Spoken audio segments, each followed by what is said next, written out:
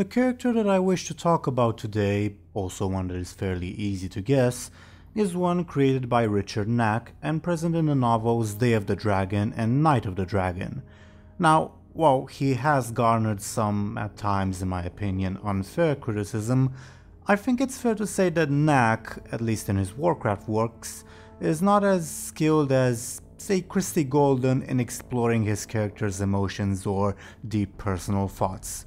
However, I think he excels at world building and environmental storytelling. After all, he is the one who basically outlined the 5 dragonflights and their specific traits, just to give an example. And I think there's no character that exemplifies this more than the one that I'm about to talk about. Rom, known for leading the Dwarven resistance against the Dragonmaw orcs of Grim Bateau. Throughout both novels that he is present in, Rom is utilized to great effect to provide world building. Just as an example, I think he and Falstad Wildhammer represent the first ever reference in Warcraft of the mutual rivalry and dislike between the Bronzebeard and Wildhammer dwarves. And in both novels he is present in, Rom sort of represents the Dwarven point of view regarding the villains of those respective works. However, in terms of personality he is, I wouldn't say bland, but rather you really have to pay attention to make him not seem generic. While, for instance, Christie Golden in her works typically goes very in-depth on a character's thoughts, Knack, instead, presents the relevant information, but then you, the reader, in general have to discover what the character is feeling through more subtle hints. And more often than not, those subtle hints, say character reactions, subtle gestures, or habits that they pick up or drop, are utilized by Knack more for world building rather than character development. To say, this situation is serious and here's a hint of its psychological impact, rather than actually going in depth on sentimentalities. And this isn't really a criticism, just that each author has a different way of presenting their characters and the stories they have to tell. To get to the point, to an extent, though he has some unique characteristics, Rom's personality can be summed up as, more or less, a grizzled and veteran Dwarven commander who cares about honor, the greater good, and his comrades. And to be perfectly frank, since he serves as a world-building instrument perhaps more so than as an actual character, especially since he's a secondary character in the books, it's hard to tell his story in a separate manner from the events of the 2 novels he is in. Now, from what we can piece together of the small bits of information he gives out about his past, Rom was a member, either a senior member or a leader, of a Dwarven clan that lived most likely in the wetlands area. When the orcs then invaded Cosmodon during the Second War, Rom and his clan were unable to escape, and so they hid in the local caves and began a resistance movement against the orcs, especially against the Dragonmaw clan residing in Grim Bateau.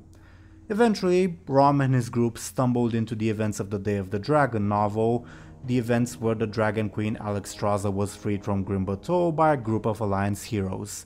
Namely, Rom and his dwarves rescued Verisa Windrunner and Falstad Wildhammer after they were captured by trolls and guided them on their journey to Grim Bateau. Now, and we don't really know when or how this started, but Rom was also, during this time, secretly an agent of the Red Dragon Coriaustras, aka Crassus, whom he called the Great One, and he also knew that Crassus was a dragon. This relationship, though, again, is mostly used to further the plot and to indirectly talk about Crassus's character, since he is accused of manipulating people in a Machiavellian fashion to suit his ends.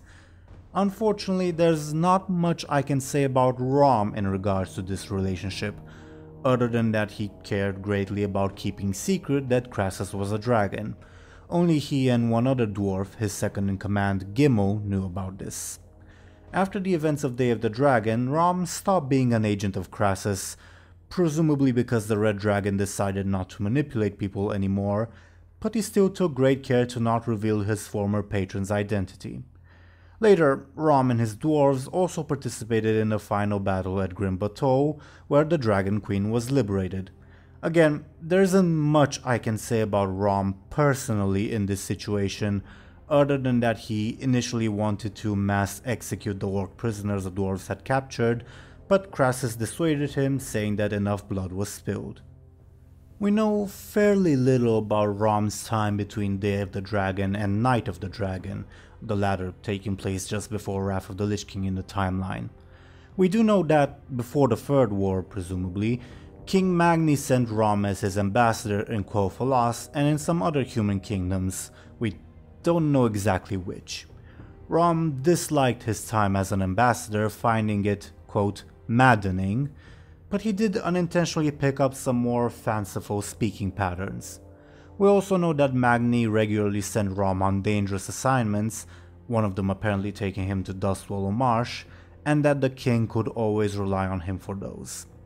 Later, since Rom was the chief veteran of the Battle of Grim Bateau, King Magni sent him, along with a force, to investigate the strange happenings of the Night of the Dragon novel. In this novel we also see a bit more into his character, both directly and indirectly.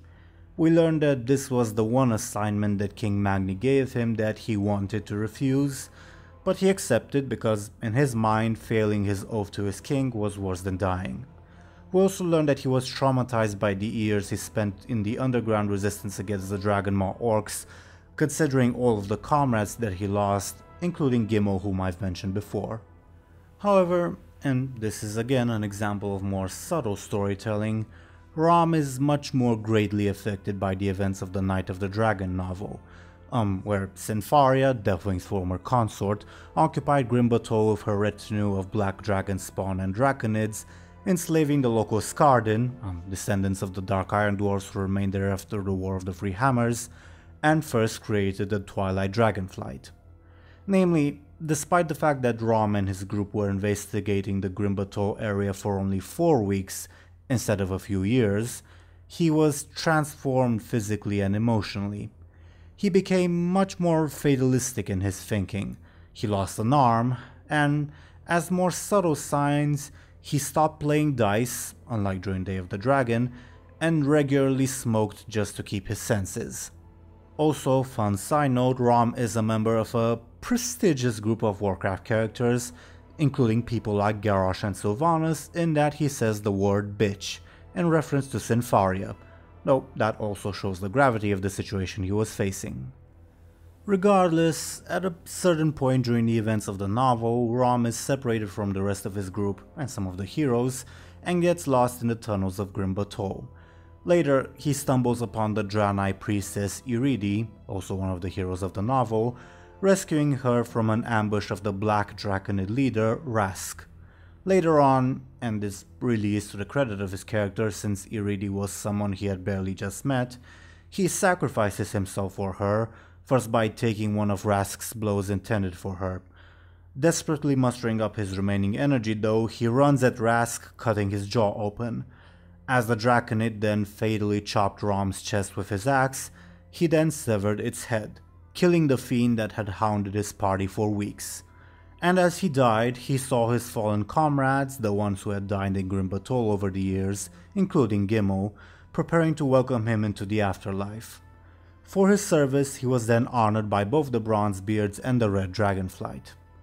So, this was the story of Rom. Again, much of his character is presented in a more subtle fashion throughout the books, in order to provide more world building at the expense of his actual person. However, he did stick out to me enough, especially in the Night of the Dragon, as a really heroic character. Thank you all once again for watching and listening, and I'll see you all later. Farewell.